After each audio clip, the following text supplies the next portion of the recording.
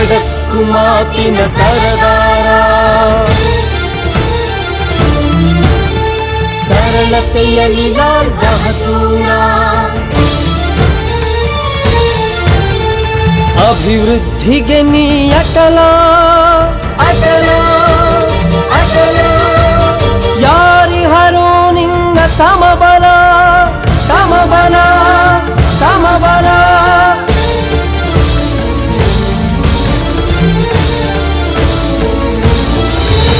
ನಮೋ ನಮೋ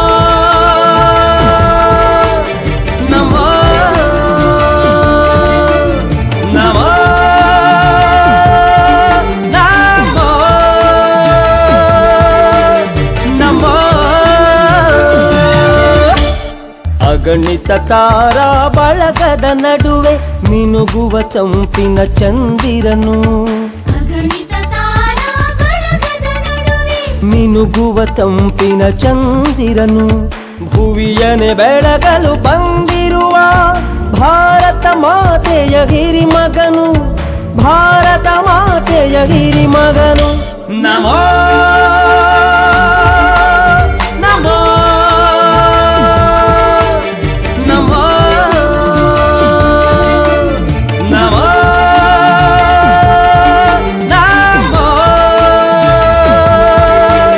ನಮೋ.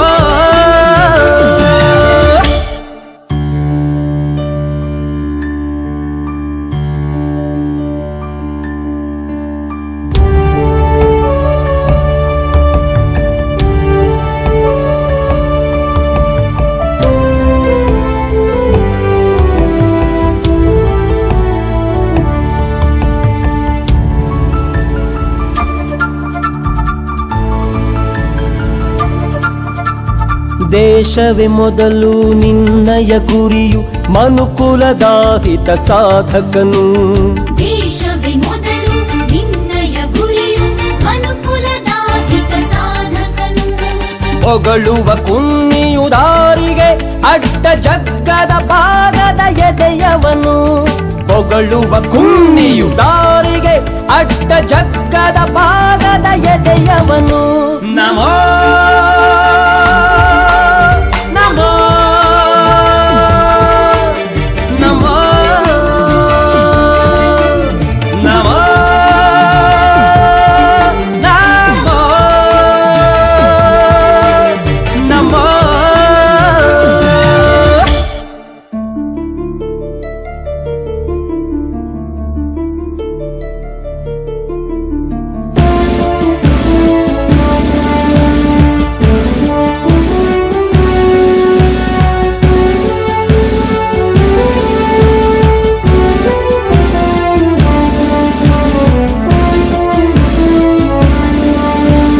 ಮನೆ ಮಠ ಜಂಜಡ ನಿನಗಿಲ್ಲ, ಹೆಂಡತಿ ಮಕ್ಕಳ ಕಿರಿಕಿರಿಯು. ಮನೆ ಮಠ ಜಂಜಡ ನಿನಗಿಲ್ಲ, ಹೆಂಡತಿ ಮಕ್ಕಳ ಕಿರಿಕಿರಿಯು. ಗಂಟು ಕಟ್ಟುವ ಕೆಲಸವೇ ಇಲ್ಲ, ಭ್ರಷ್ಟಾಚಾರದ ಗೆಳೆತನವು, ಭ್ರಷ್ಟಾಚಾರದ ಗೆಳೆತನವು. ನಮೋ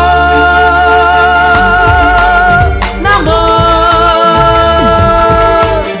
ನಮೋ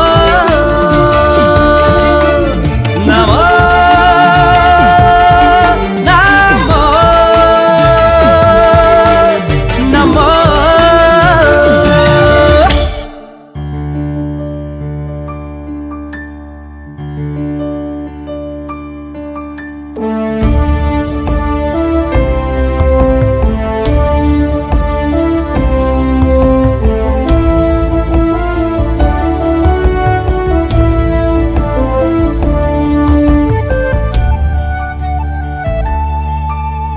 ಬಡತನವನೆ ಉಂಡುಟ್ಟು ಬೆಳೆದವ ನೀ ಅಭಿವೃದ್ಧಿಯ ಹರಿಕಾರ, ಬಡತನವನೆ ಉಂಡುಟ್ಟು ಬೆಳೆದವ ನೀ ಅಭಿವೃದ್ಧಿಯ ಹರಿಕಾರ. ಪ್ರಧಾನಿ ಕುರ್ಚಿ ಅಪ್ಪನ ಆಸ್ತಿ, ಪ್ರಧಾನಿ ಕುರ್ಚಿ ಅಪ್ಪನ ಆಸ್ತಿ ಎಂದವರೆದೆಗೆ ಗುರಿಕಾರ, ಎಂದವರೆದೆಗೆ ಗುರಿಕಾರ ನಮೋ ನಮೋ ನಮೋ ನಮೋ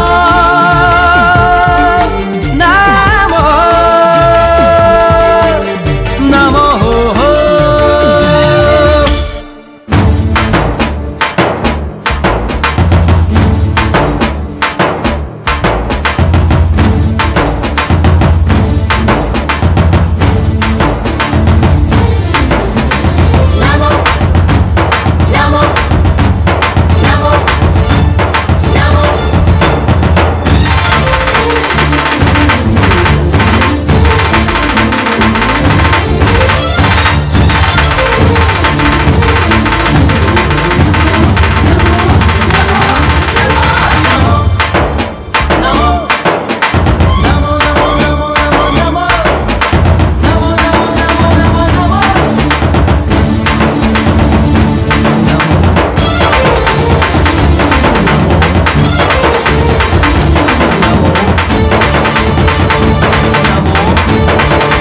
ನಮೋ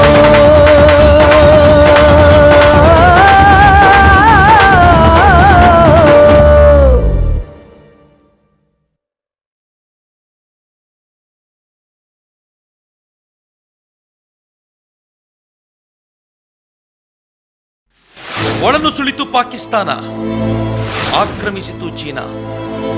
ನಕ್ಸಲ್ ದಾಳಿ, ಭಯೋತ್ಪಾದಕರ ಆಕ್ರಮಣ, ಕುಸಿಯಿತು ರೂಪಾಯಿ, ಏರಿತು ಬೆಲೆ, ಸತ್ತೇ ಹೋಯಿತು ಆತ್ಮವಿಶ್ವಾಸ. ಎಲ್ಲಿದೆ ಪರಿಹಾರ? ಎಲ್ಲಿದೆ ಪರಿಹಾರ?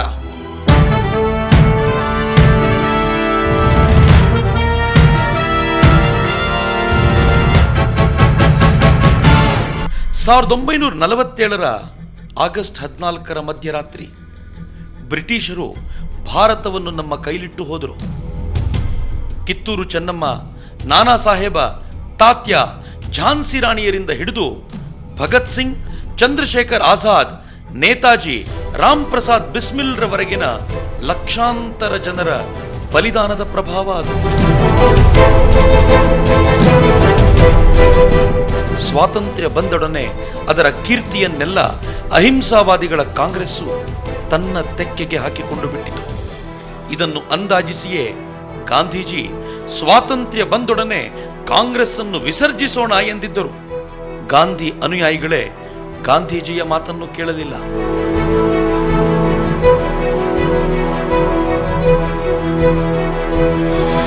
ಗಾಂಧೀಜಿಯ ಅನುಮಾನ ನಿಜವಾಯಿತು. ಜವಾಹರ್ಲಾಲ್ ನೆಹರು ತಮ್ಮಿಚ್ಛೆಗೆ ಬಂದಂತೆ ಸರ್ಕಾರ ನಡೆಸಲಾರಂಭಿಸಿದರು. ಪಂಚವಾರ್ಷಿಕ ಯೋಜನೆಗಳ ನೆಪದಲ್ಲಿ ಹಗರಣಗಳು ನಡೆದವು.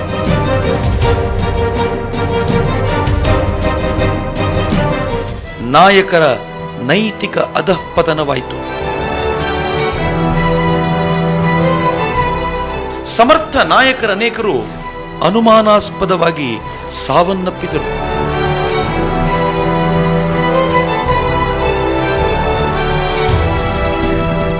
ರಾಜರ ಆಳ್ವಿಕೆಯನ್ನು ಕೊನೆಗೊಳಿಸಿ ದೇಶವನ್ನು ಏಕಗೊಳಿಸಿದೆವು ನಿಜ. ಆದರೆ ಕಾಂಗ್ರೆಸ್ಸಿನ ಪರಂಪರೆಯ ಆಳ್ವಿಕೆ ಮಾತ್ರ ನಿರಂತರವಾಗಿ ಮುಂದುವರಿಯಿತು.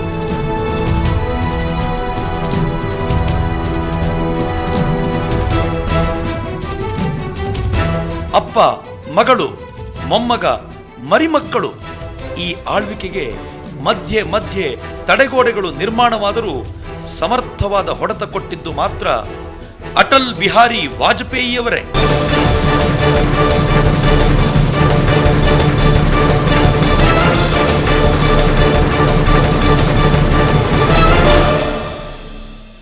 ಅಟಲ್ಜಿಯ ಕನಸು ಒಂದೊಂದಾಗಿ ನನಸಾಗುತ್ತಿದ್ದಂತೆ ಭಾರತದ ಶಕ್ತಿ ವೃದ್ಧಿಯಾಗುತ್ತಲೇ ಸಾಗಿತು. ಪೋಖ್ರಾನ್ನ ಬಾಂಬ್ ಸ್ಫೋಟ, ದೇಶದ 4 ಭಾಗವನ್ನು ಬೆಸೆದ ಚತುಷ್ಪಥ ರಸ್ತೆಗಳು, ಹಳ್ಳಿಗಳವರೆಗೂ ಹರಡಿದ ಗ್ರಾಮ್ ಸಡಕ್, ಮನೆ ಮನೆಗೂ ಸಂಪರ್ಕ ಬೆಸೆದ ದೂರವಾಣಿ ತಾರುಗಳು, ಗಟ್ಟಿಗೊಂಡ ಆರ್ಥಿಕತೆ, ಬಲವಾದ ಗಡಿ, ಇವುಗಳಿಂದಾಗಿ ಪ್ರತಿಯೊಬ್ಬ ಭಾರತೀಯನ ಆತ್ಮವಿಶ್ವಾಸ ವೃದ್ಧಿಯಾಯಿತು. ಭಾರತ ಹೊಳೆಯಲಾರಂಭಿಸಿತು. ಭಾರತದ ದುರ್ದೈವ, ಅಟಲ್ಜಿ ಮತ್ತೊಮ್ಮೆ ಆಯ್ಕೆಯಾಗುವಲ್ಲಿ ಸೋತರು. ಕಾಂಗ್ರೆಸ್ಸು ಅಧಿಕಾರಕ್ಕೆ ಬಂತು. ಮನಮೋಹನ ಸಿಂಗರ ನೇತೃತ್ವದ ಸೋನಿಯಾ ಗಾಂಧಿಯವರ ಹಿಡಿತದ ಸರ್ಕಾರ ದೇಶವನ್ನು ಆಳಲಾರಂಭಿಸಿತು.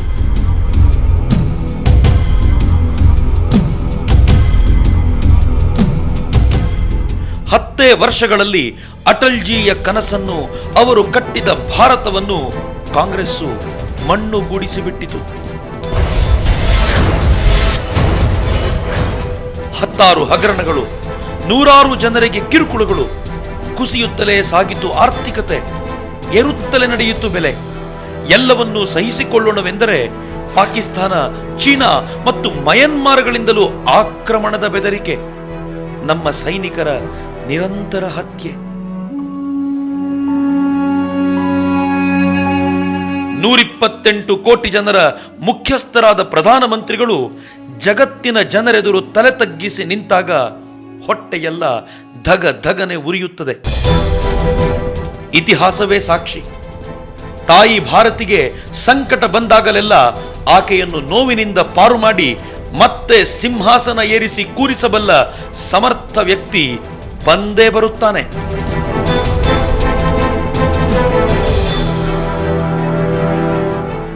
ಅದೋ ಈಗಲೂ ಬರುತ್ತಿದ್ದಾನೆ.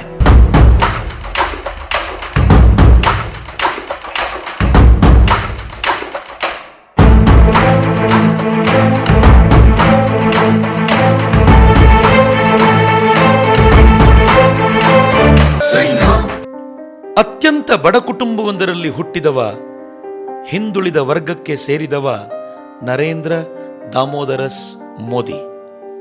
ಬಾಲ್ಯದಲ್ಲಿಯೇ ತಂದೆಯ ಟೀ ಅಂಗಡಿಯಲ್ಲಿ ಸಹಕರಿಸುವುದು ರೂಢಿಯಾಗಿತ್ತು.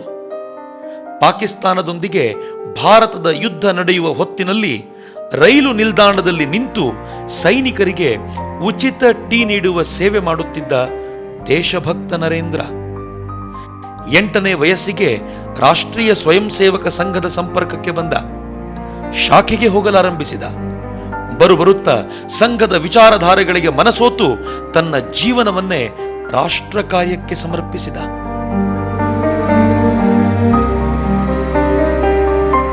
ಇಂದಿರಾ ಗಾಂಧಿ ಎಮರ್ಜೆನ್ಸಿ ಹೇರಿ ಇಡೀ ರಾಷ್ಟ್ರವನ್ನು ಸಂಕಟಕ್ಕೆ ದೂಡಿದ್ದ ಕಾಲ ಅದು. ಸ್ವಾತಂತ್ರ್ಯ ತಂದುಕೊಟ್ಟವೆಂದು ಅಹಂಕಾರದಿಂದ ಮೆರೆಯುವ ಕಾಂಗ್ರೆಸ್ಸು ಸ್ವತಂತ್ರ ಭಾರತದಲ್ಲಿಯೇ ಜನರ ಸ್ವಾತಂತ್ರ್ಯವನ್ನು ಕಸಿದಿತ್ತು. ಸರ್ಕಾರದ ವಿರುದ್ಧ ದನಿ ಎತ್ತಿದವರೆಲ್ಲ ಜೈಲು ಸೇರಿದರು. ಹೊರಗುಳಿದ ಕೆಲವರಲ್ಲಿ ನರೇಂದ್ರ ಮೋದಿ ಒಬ್ಬರು. ಕರಪತ್ರಗಳನ್ನು ಮುದ್ರಿಸಿ ಗುಪ್ತವಾಗಿ ಎಲ್ಲರಿಗೂ ತಲುಪಿಸುವುದು, ಕಾರ್ಯಕರ್ತರ ಮನೆಗಳಿಗೆ ಧೈರ್ಯ ತುಂಬುವುದು, ಧನ ಸಂಗ್ರಹ, ಅಲ್ಲಲ್ಲಿ ವಿದ್ರೋಹದ ಕ್ರಾಂತಿ ಮೂಡಿಸಿ ಕಣ್ಮರೆಯಾಗಿ ಬಿಡುವುದು ಮೋದಿಗೆ ಕರತಲಾಮಲಕ. ಎಮರ್ಜೆನ್ಸಿಯ ನೆಪದಲ್ಲಿ ಕಾಂಗ್ರೆಸ್ಸು ದೇಶಕ್ಕೆ ಮಾಡಿದ ಮೋಸ ಮೋದಿಯ ಪಾಲಿಗೆ ಮಾಗದ ಗಾಯವಾಯಿತು. ಯೌವನ ಕಾಲದಲ್ಲಿ ಸಂಘಟನಾ ಕೌಶಲವನ್ನು, ಭಾಷಣ ಚತುರತೆಯನ್ನು ರೂಢಿಸಿಕೊಂಡ ಮೋದಿ 1987ರ ವೇಳೆಗೆ ಬಿಜೆಪಿಗೆ ಸೇರಿಕೊಂಡರು. ಅವರು ನಡೆಸಿದ ನ್ಯಾಯಯಾತ್ರೆ, ಲೋಕಶಕ್ತಿ ಯಾತ್ರೆ ಯಶಸ್ಸು ಕಂಡಿತು. ಆಗಲೇ ಮತ್ತೊಂದು ಜವಾಬ್ದಾರಿ ಹೆಗಲೇರಿದ್ದು ರಾಮ ರಥಯಾತ್ರೆ. ಗುಜರಾತಿನ ಸೋಮನಾಥದಿಂದ ಶುರುವಾದ ಯಾತ್ರೆ ಅಯೋಧ್ಯೆ ಸೇರಬೇಕಿತ್ತು. ಅಡ್ವಾಣಿಯವರ ಈ ಯಾತ್ರೆಯ ಗುಜರಾತಿನ ಉಸ್ತುವಾರಿ ನರೇಂದ್ರ ಮೋದಿಯವರದ್ದೇ. ರಥಯಾತ್ರೆಯಿಂದ ಮಲಗಿದ್ದ ಹಿಂದೂ ಜಾಗೃತನಾದ, ಮೈಮುರಿದು ಎದ್ದ, ಶತಮಾನಗಳ ಕಳಂಕ ತೊಳೆಯಲು ಸಜ್ಜಾಗಿ ನಿಂತ. ಈ ಯಾತ್ರೆಯ ಶ್ರೇಯದ ಬಹುಪಾಲು ಮೋದಿಗೆ ಸೇರಿತು. ಅವರ ವ್ಯಕ್ತಿತ್ವದ ಪ್ರಭೆ ಎಲ್ಲೆಡೆ ಹಬ್ಬಿತು.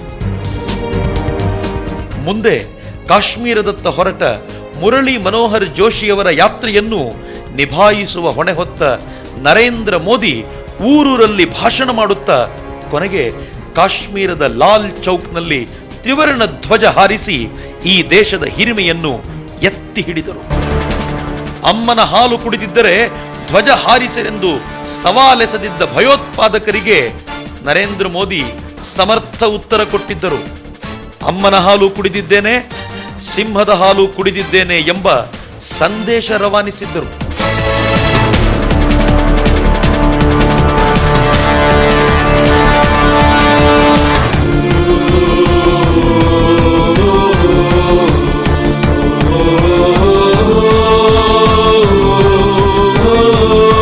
ನರೇಂದ್ರ ಮೋದಿ ಗುಜರಾತಿನಿಂದ ಬಿಜೆಪಿಯ ರಾಷ್ಟ್ರಮಟ್ಟಕ್ಕೇರಿದರು.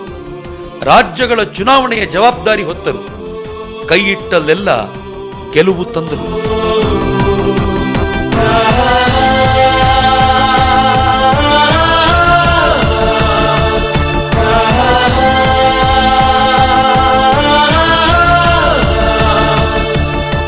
ವಿಧಿ ನರೇಂದ್ರ ಮೋದಿಯವರನ್ನು ಕೂಗಿ ಕರೆಯಿತು. ನೋಡುತ್ತಲೇ ನರೇಂದ್ರ ಮೋದಿ ಗುಜರಾತಿನ ಮುಖ್ಯಮಂತ್ರಿಯಾಗಿ ಪ್ರಮಾಣ ವಚನ ಸ್ವೀಕರಿಸಿದರು. ಆಗಲೇ ನಡೆದದ್ದು ದುರಂತ. ಅಯೋಧ್ಯೆಯಿಂದ ಮರಳುತ್ತಿದ್ದ ಕರಸೇವಕರ ರೈಲು ತಡೆದು ಗೋಧ್ರಾದಲ್ಲಿ ಬೆಂಕಿ ಹಚ್ಚಲಾಯಿತು. ಹೊರಬರಲೆಣಿಸಿದವರನ್ನು ಕಲ್ಲಿನಿಂದ ಹೊಡೆಯಲಾಯಿತು. ಗಂಡಸರು ಹೆಂಗಸರು ಬಿಡಿ, ಪುಟ್ಟ ಪುಟ್ಟ ಮಕ್ಕಳು ಸುಟ್ಟು ಕರಕಲಾದರು.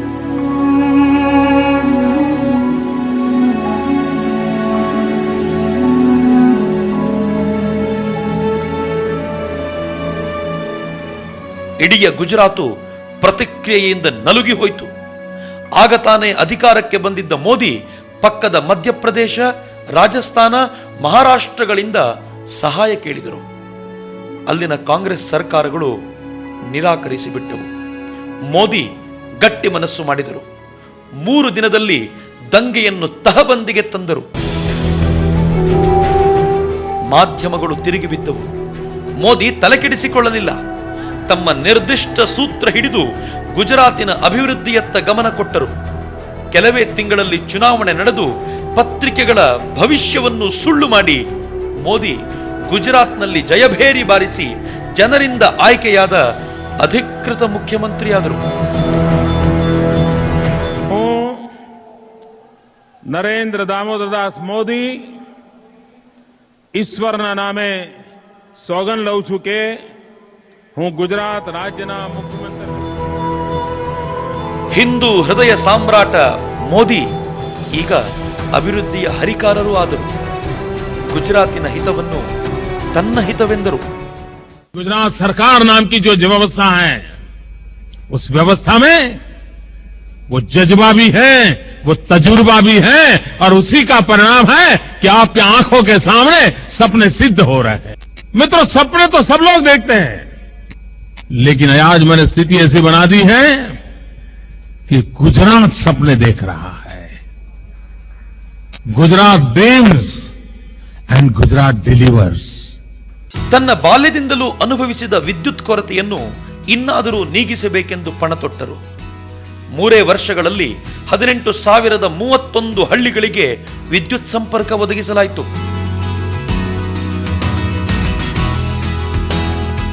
4,615 ಟ್ರಾನ್ಸ್ಫಾರ್ಮರ್ಗಳನ್ನು ಸ್ಥಾಪಿಸಿ 78,453 ಕಿಲೋಮೀಟರ್ನಷ್ಟು ವಿದ್ಯುತ್ ತಂತಿ ಎಳೆಯಲಾಯಿತು. ಗುಜರಾತಿನಲ್ಲಿ ಇಂದು ಲೋಡ್ ಶೆಡ್ಡಿಂಗ್ ಇಲ್ಲ. ಪವರ್ ಕಟ್ ಅನ್ನೋ ಪದ ಗುಜರಾತ್ನಲ್ಲಿ ಕೇಳುವುದಿಲ್ಲ. ಮೋದಿ ಮುಖ್ಯಮಂತ್ರಿಯಾಗುವುದಕ್ಕೆ ಮುಂಚೆ ನಷ್ಟದಲ್ಲಿದ್ದ ವಿದ್ಯುತ್ ಮಂಡಳಿ 5 ವರ್ಷಗಳಲ್ಲಿ ಲಾಭದತ್ತ ನಡೆಯಿತು. ವಿದ್ಯುತ್ ಕೊರತೆಯಿಂದ ಬಳಲುತ್ತಿದ್ದ ಗುಜರಾತ್ ಮೋದಿಯವರ ದೂರದೃಷ್ಟಿಯಿಂದಾಗಿ 16 ರಾಜ್ಯಗಳಿಗೆ ವಿದ್ಯುತ್ ಪೂರೈಸುವಷ್ಟರ ಮಟ್ಟಿಗೆ ಹೆಚ್ಚುವರಿ ವಿದ್ಯುತ್ತನ್ನು ಇಂದು ಉತ್ಪಾದಿಸುತ್ತಿದೆ. ರೈತರ ಬಗ್ಗೆ ಮೊಸಳೆ ಕಣ್ಣೀರು ಸುರಿಸುವ ನಾಯಕರ ಮಧ್ಯೆ ಮೋದಿ ವಿಭಿನ್ನ. ಕಳೆದ 10 ವರ್ಷಗಳಲ್ಲಿ 1 ಲಕ್ಷಕ್ಕೂ ಮಿಕ್ಕಿ ಚೆಕ್ ಡ್ಯಾಂ, ಸಾವಿರಾರು ಕೆರೆ ಕಟ್ಟೆ, ಕಲ್ಯಾಣಿ ಕೊಳಗಳ ಹೂಳು ತೆಗೆದು ರೈತರಿಗೆ ಭರಪೂರ ನೀರು ಸಿಗುವಂತೆ ಮಾಡಲಾಗಿದೆ. ನದಿಯ ಹೆಚ್ಚುವರಿ ನೀರನ್ನು ಬಂಜರೆಂದು ಕರೆಯಲ್ಪಟ್ಟಿದ್ದ 7 ಜಿಲ್ಲೆಗಳತ್ತ ಹರಿಸಿ ಫಲವತ್ತಾಗಿಸಲಾಗಿದೆ. ಕೃಷಿ ವಿಶ್ವವಿದ್ಯಾಲಯಗಳನ್ನು ರೈತರೊಂದಿಗೆ ಬೆಸೆದು ಅತ್ಯಾಧುನಿಕವಾದ ವೈಜ್ಞಾನಿಕ ಪದ್ಧತಿಯನ್ನು ಅಳವಡಿಸುವಂತೆ ಪ್ರೇರಣೆ ನೀಡಿರುವುದರಿಂದ ಗುಜರಾತಿನ ಕೃಷಿಕ ಇಂದು ಶ್ರೀಮಂತನಾಗಿದ್ದಾನೆ. ಗುಜರಾತ್ನಲ್ಲೀಗ ಜನ ಹಳ್ಳಿಯಿಂದ ಪಟ್ಟಣಕ್ಕೆ ಬರುತ್ತಿಲ್ಲ, ಪಟ್ಟಣಗಳಿಂದ ಹಳ್ಳಿಗಳಿಗೆ ಕೃಷಿಕರಾಗಿ ಮರಳುತ್ತಿದ್ದಾರೆ. आपने विलेज तक इलेक्ट्रिसिटी पहुंचाई, विलेज में आपने बच्चों के लिए स्कूल अच्छा किया, विलेज में आपने पानी की सुविधा लोगों तक पहुंचाई, तो फिर लोग क्यों कचरे में जाकर शहर में रहेंगे? ಭಾರತದ ಕೃಷಿ ಬೆಳವಣಿಗೆ ದರ 3.2% ಗುಜರಾತಿನ ಕೃಷಿ ರಂಗ 9% ಬೆಳವಣಿಗೆ ದಾಖಲಿಸಿದೆ. ದೇಶದ ಒಟ್ಟು ಹತ್ತಿಯಲ್ಲಿ 35% ಗುಜರಾತಿನದೇ. ಮೋದಿಯವರ ದೂರದೃಷ್ಟಿಯಿಂದಾಗಿ ಗುಜರಾತಿನ ಹತ್ತಿ ಇಂದು ಚೀನಾಕ್ಕೆ ರಫ್ತಾಗುತ್ತಿದೆ. ಗುಜರಾತಿನ ರೈತ ಈಗ ಗೋಳು ಹೇಳಿಕೊಳ್ಳುವ ರೈತನಲ್ಲ, ಎದೆ ಎತ್ತಿ ನಿಂತ ಸ್ವಾಭಿಮಾನಿ. ಮೋದಿಯೊಳಗಿನ ಸ್ವಾಭಿಮಾನ ಅಲ್ಲಿನ ರೈತರಲ್ಲೂ ಈಗ ಹೊಮ್ಮುತ್ತಿದೆ. ಮೋದಿ ಒಮ್ಮೆಗೆ 100 ದಿಕ್ಕಿನಲ್ಲಿ ಆಲೋಚಿಸಬಲ್ಲರು. ಕೃಷಿಗೆ ನೀರು ಕೊಡುವುದರೊಂದಿಗೆ ಕುಡಿಯಲು ನೀರು ತಲುಪಿಸುವ ಜವಾಬ್ದಾರಿಯನ್ನೂ ಹೊತ್ತರು. ಅಧಿಕಾರಕ್ಕೆ ಬರುವ ಮುನ್ನ 4,000 ಹಳ್ಳಿಗಳಿಗೆ ಟ್ಯಾಂಕರ್ ಮೂಲಕ ನೀರು ಪೂರೈಸಲಾಗುತ್ತಿತ್ತು. ಮೋದಿ ಅದನ್ನು 212ಕ್ಕಿಳಿಸಿದರು. ಬೋರ್ವೆಲ್ಗಳ ಸಂಖ್ಯೆ 1589ರಿಂದ 63ಕ್ಕಿಳಿದಿತ್ತು. ಜಲಕ್ಷಾಮವನ್ನು ಹೊಡೆದೋಡಿಸಿದ ಭಗೀರಥ ಅಂತ ಮೋದಿಯನ್ನು ಗುಜರಾತಿನ ಜನ ಸುಮ್ಮನೆ ಕರೆಯೋದಿಲ್ಲ.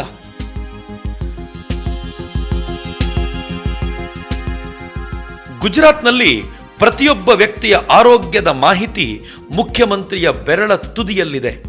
ಈ ಮಮತಾ ಯೋಜನೆ, ಚಿರಂಜೀವಿ ಯೋಜನೆಗಳೆಲ್ಲ ದೂರದೃಷ್ಟಿಯ ಫಲವಾಗಿ ಜಾರಿಗೆ ಬಂದಿರುವಂಥವು. ಗುಜರಾತ್ನಲ್ಲಿ ಸುಸೂತ್ರ ಹೆರಿಗೆಗಳ ಪ್ರಮಾಣ 95%. ಅಷ್ಟೇ ಅಲ್ಲ, ಮೋದಿಯ ಕಲ್ಪನೆಯ ಚಿರಂಜೀವಿ ಯೋಜನೆ ಏಷ್ಯನ್ ಇನ್ನೋವೇಷನ್ ಪ್ರಶಸ್ತಿಯನ್ನು ಗಿಟ್ಟಿಸಿಕೊಂಡಿದೆ. ಶಿಕ್ಷಣ ಕ್ಷೇತ್ರದಲ್ಲೂ ಅಷ್ಟೇ. ವರ್ಷದಲ್ಲಿ 6 ದಿನ ಸ್ವತಃ ಮೋದಿಯವರೇ ಮನೆಗಳಿಗೆ ಹೋಗಿ ಹೆಣ್ಣು ಮಕ್ಕಳನ್ನು ಶಾಲೆಗೆ ಕಳಿಸಿರೆಂದು ಸಂದೇಶ ನೀಡುತ್ತಾರೆ. ಪರಿಣಾಮ 75% ಹೆಣ್ಣು ಮಕ್ಕಳ ದಾಖಲಾತಿ ಇಂದು 98% ಜಿಗಿದಿದೆ. ಶಾಲೆ ಬಿಡುವವರ ಪ್ರಮಾಣ 20%ರಿಂದ 2% ಇಳಿದಿದೆ. ಇವೆಲ್ಲ ನರೇಂದ್ರ ಮೋದಿಯವರ ಮ್ಯಾಜಿಕ್ಕೆ. ನಮೋ ನಮೋ ನಮೋ ನಮೋ ನಮೋ. ಮೋದಿಯವರು ಅಧಿಕಾರಕ್ಕೆ ಬರುವ ಮುನ್ನ 11ರಷ್ಟಿದ್ದ ವಿಶ್ವವಿದ್ಯಾಲಯಗಳ ಸಂಖ್ಯೆ ಇಂದು 41ಕ್ಕೇರಿದೆ. ಭಯೋತ್ಪಾದನೆಯನ್ನು ಎದುರಿಸಬಲ್ಲ ರಕ್ಷಾ ಶಕ್ತಿ ವಿಶ್ವವಿದ್ಯಾಲಯ, ಪೊಲೀಸ್ ಇಲಾಖೆಗೆ ಶಕ್ತಿ ತುಂಬಬಲ್ಲ ಫಾರೆನ್ಸಿಕ್ ಸೈನ್ಸ್ ಯೂನಿವರ್ಸಿಟಿ, ಶಿಶು ಅಧ್ಯಯನಕ್ಕಾಗಿ ಒಂದು ಯೂನಿವರ್ಸಿಟಿ, ತೈಲ ಸಂಸ್ಕರಣೆಯಲ್ಲಿ ಕೆಲಸ ಮಾಡಲು ಶಕ್ತಿ ತುಂಬುವ ಪೆಟ್ರೋಲಿಯಂ ಯೂನಿವರ್ಸಿಟಿ, ಇವೆಲ್ಲ ಉಲ್ಲೇಖಿಸಬಹುದಾದಂಥವು. ದೇಶದ ನಾಯಕರಾರಿಗೂ ಇಂತಹ ಯೋಚನೆ ಕೂಡ ಬಂದಿಲ್ಲ. ಬರಲಿರುವ ದಿನಗಳಲ್ಲಿ ನಮ್ಮ ಪೊಲೀಸರು ತರಬೇತಿ ಪಡೆಯಲು ಗುಜರಾತಿಗೆ ಹೋಗಿ ಬರಬೇಕಾದ ಸ್ಥಿತಿ ಬಂದರೆ ಅಚ್ಚರಿ ಪಡಬೇಡಿ.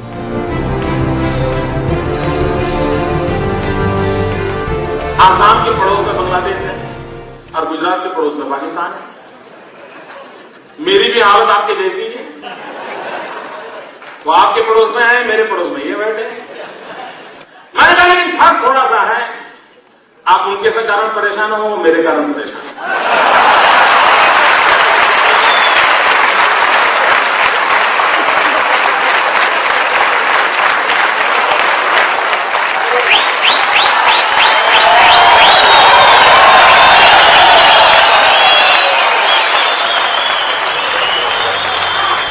ಮೋದಿಯ ಅಭಿವೃದ್ಧಿಯ ಮಾದರಿ ಕಣ್ಣು ಕುಕ್ಕುವಂಥದ್ದು.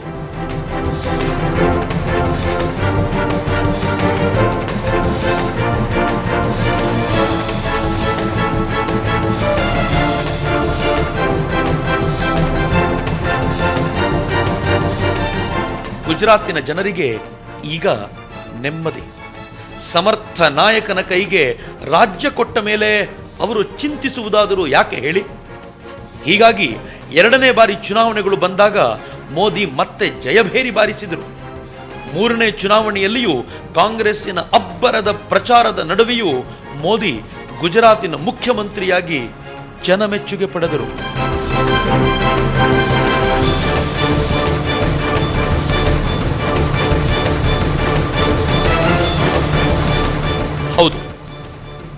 ಈಗ ಸಿಂಹ ಗುಜರಾತಿನಿಂದ ದೆಹಲಿಯತ್ತ ಹೆಜ್ಜೆ ಇಟ್ಟಿದೆ. ನರೇಂದ್ರ ಮೋದಿ ದೇಶದ ಪ್ರಧಾನಿಯಾಗಬೇಕೆಂದು ದೇಶದ ತರುಣರು ಬಯಸುತ್ತಿದ್ದಾರೆ. ಕಾಂಗ್ರೆಸ್ಸಿನ ದುರಾಡಳಿತದಿಂದ ಇದ್ದ ಶಕ್ತಿಯನ್ನೆಲ್ಲ ಕಳೆದುಕೊಂಡು ನೊಂದಿರುವ ರೈತ ಮೋದಿಯವರಿಗಾಗಿ ಕಾಯುತ್ತಿದ್ದಾನೆ.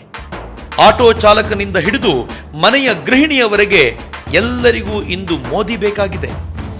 ಭಾರತ ಅಭಿವೃದ್ಧಿಯ ಪಥದಲ್ಲಿ ಸಾಗಬೇಕೆಂದರೆ ಒಂದೇ ಆಶಾ ಕಿರಣ, ನರೇಂದ್ರ ಮೋದಿ.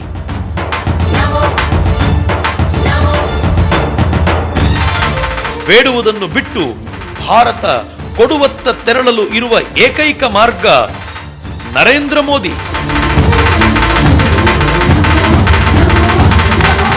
ನಮ್ಮನ್ನು ಹೆದರಿಸಿ ಕಾಲ ತಳ್ಳುವ ನೆರೆ ರಾಷ್ಟ್ರಗಳಲ್ಲಿ ಭಯದ ಬೀಜ ಬಿತ್ತಿ ಗಂಡುಗಲಿ ಭಾರತ ನಿರ್ಮಿಸಲು ಇರುವ ಏಕೈಕ ಪುರುಷ ಸಿಂಹ ನರೇಂದ್ರ ಮೋದಿ. ಅದೋ ಮತ್ತೊಂದು ಚುನಾವಣೆ ಬಂತು. ಈ ಬಾರಿ ನರೇಂದ್ರ ಮೋದಿಯವರನ್ನು ಆರಿಸಿ ತರೋಣ. ಬಿಜೆಪಿಗೆ ಮತ ನೀಡೋಣ. ನರೇಂದ್ರ ಮೋದಿಯವರನ್ನು ಪ್ರಧಾನಿ ಮಾಡೋಣ. Yes, we can. Yes, we can. Yes, we'll do. Yes, we'll do.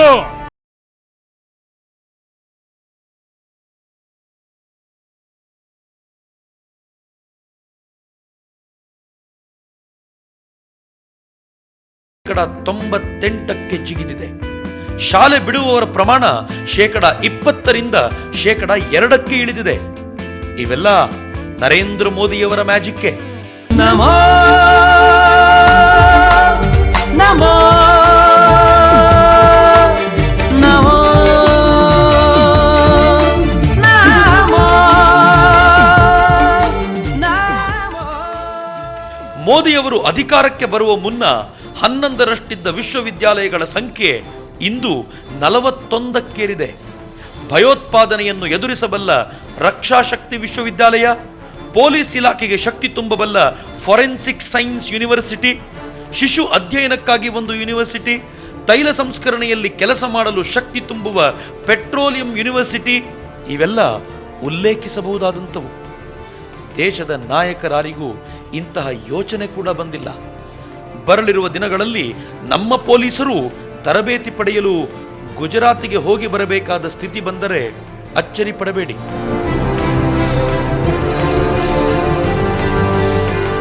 Assam के पड़ोस में बांग्लादेश है और गुजरात के पड़ोस में पाकिस्तान है. मेरी भी हालत आपके जैसी है. वो आपके पड़ोस में है, मेरे पड़ोस में ये बैठे हैं. मैंने कहा लेकिन फर्क थोड़ा सा है. आप उनके से कारण परेशान हो, वो मेरे कारण परेशान हो.